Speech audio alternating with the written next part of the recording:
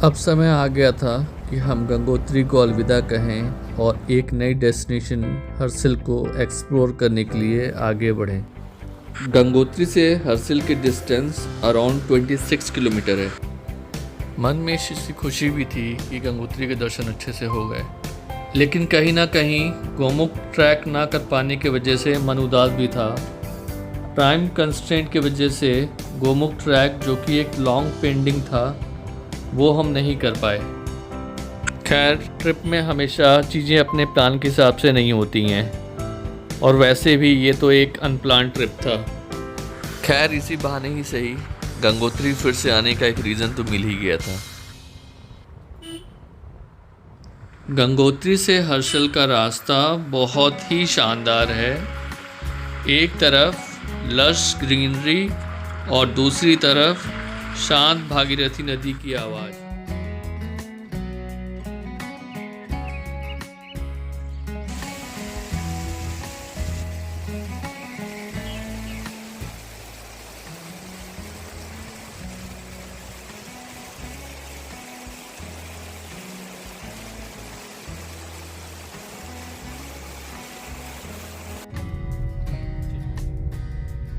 अगर आप उत्तरकाशी से गंगोत्री के लिए आते हैं तो गंगोत्री से लगभग 25 किलोमीटर पहले ही लेफ्ट में हर्सिल के लिए डाइवर्जन मिलता है।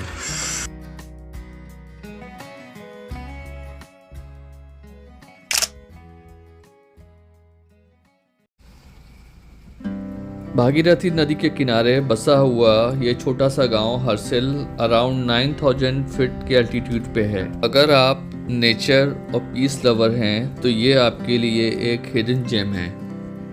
विंटर में हर्सिल की चार्म कुछ अलग ही होती है because of heavy snowfall and dense देवदार फॉरेस्ट। इस जगह की रॉ ब्यूटी और अनटच्ड वाइब दूसरे डेस्टिनेशन से हर्सिल को अलग करती है।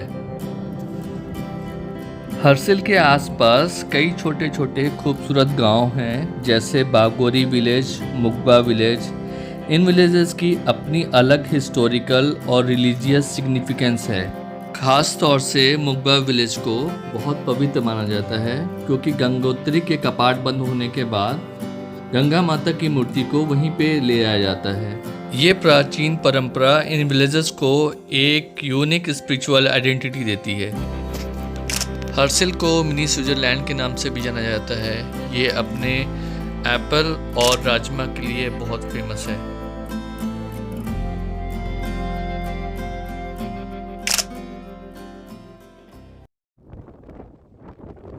हर्सिल की अनटच्ड ब्यूटी को एक्सप्लोर करने के लिए हम आ गए Bagori village. Harsil main market से बागोरी विलेज की डिस्टेंस अराउंड 2 और 3 किलोमीटर्स होगी। नैरो लेन होने के कारण पार्किंग हमें पहले ही करनी पड़ती है। ये विलेज अपने नेचर ब्यूटी के साथ साथ पुराने बने वुडन हाउसेस और सिंप्लिसिटी के लिए बहुत ज़्यादा फेमस है।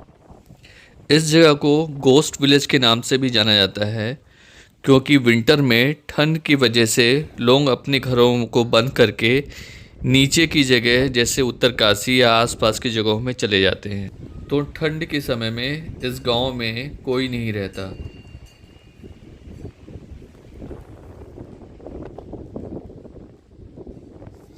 अब हम बागोरी के एक आइकॉनिक लोकेशन बागोरी स्तूपा आ चुके थे। ठंडी ठंडी हवाएं, पीसफुल एटमॉस्फेयर और ये कलरफुल फ्लैग जैसे हर हवा के झोंके के साथ एक पॉजिटिव एनर्जी और ब्लेसिंग को फैला रहे थे। स्तूपा के पास में ये रखे हुए प्रेयर रॉक्स जिन पे मंत्र लिखे थे, ये हिमालय कल्चर और स्पिरिचुअलिटी की एक झलक दिखाते हैं।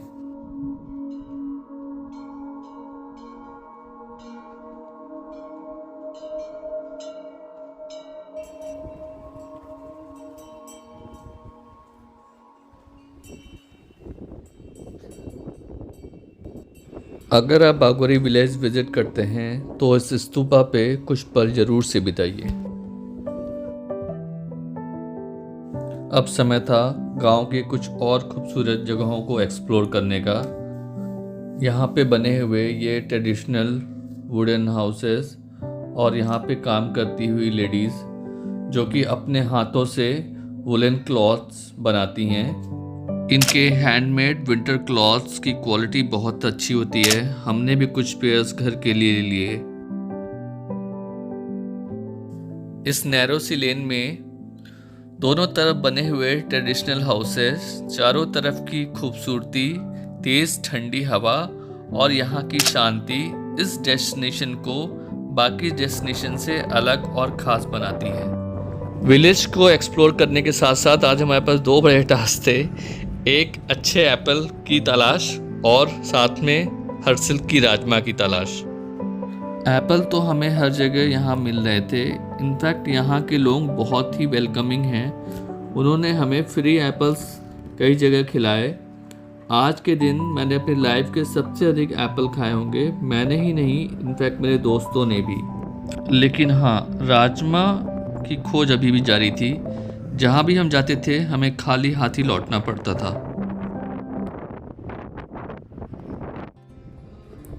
अब हम गांव के एंड पे आ गए थे। यहाँ से व्यू बहुत ही अच्छा लग रहा था और फिर हम निकल गए सेब और राजमा की खोज में। गांव में घूमते घूमते हमारी मुलाकात आयुष से हुई, जिसके अपने खुद के एप्पल ऑर्चिड थे।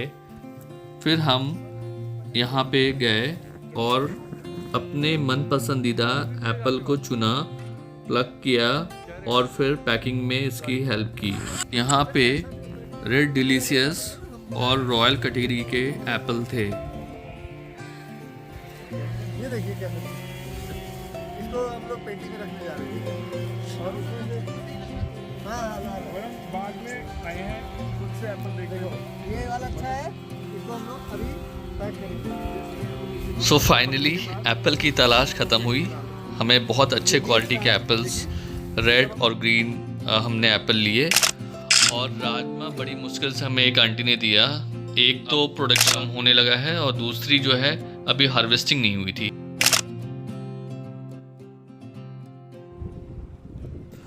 बागोरी विलेज में स्टे के लिए बहुत सारे होम स्टे अवेलेबल हैं जो 1000 से 3000 का चार्ज करते हैं। फ़िलहाल शाम हो रही थी और ठंड भी काफ़ी बढ़ रही थी, तो हम हर्सिल मेन मार्केट को एक्सप्लोर करने के लिए निकल गए।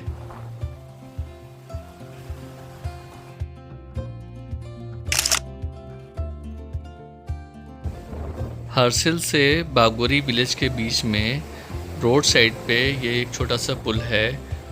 सो यहाँ पे एक छोटा सा ब्रेक लिया और कुछ फ़ोटोज़ और वीडियोस हमने यहाँ से कैप्चर की। इस जगह की वाइब्स को देख करके मेरा गोमुख ट्रैक ना कर पाने का जो एक दुख था वो बिल्कुल ख़त्म हो गया था। Believe me, Harsil beauty is unmatched and it's incredible.